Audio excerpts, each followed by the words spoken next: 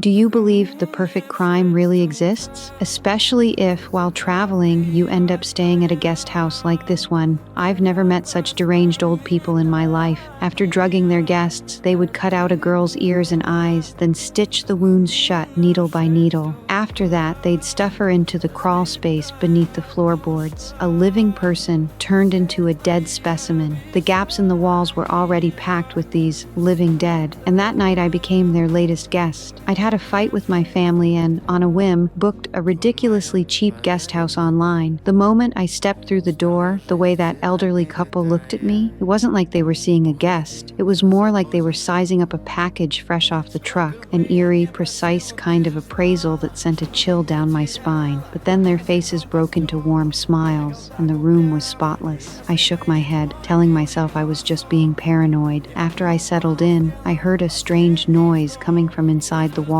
It wasn't mice. It was the sound of fingernails scraping against wood, intermittent, almost like someone was trying to muffle a whimper. I pressed my ear against the wall for a long time, but then it suddenly stopped. I figured I was just on edge and let it go. Right then, a cockroach crawled out from a crack in the wall. It was abnormally large. I flinched so hard I immediately went to the landlord and asked for a different room. The old woman smiled and said, "Oh, it's damp and rainy. Insects and bugs are normal. Just tough it out for tonight and we'll switch your room first thing in the morning." Her tone was so gentle I couldn't argue. I believed her. Later that night, surprise, surprise, things took a turn. A sudden, frantic knock on the door jolted me awake. In the darkness, a shadow flashed past. I wanted to scream, to run, but my body felt pinned down by some invisible giant hand. My mind was completely clear, but my limbs wouldn't move. That feeling was 1,000 times worse than any nightmare. The door opened. The old woman walked in. She smeared a cold ointment over my body, and the chill slithered into my skin like a snake. Meanwhile, the landlord pulled a measuring tape from his pocket and carefully measured me from head to toe. I tried to shout, but my mouth felt sewn shut. Then everything went black. The next morning, I woke up to blinding sunlight.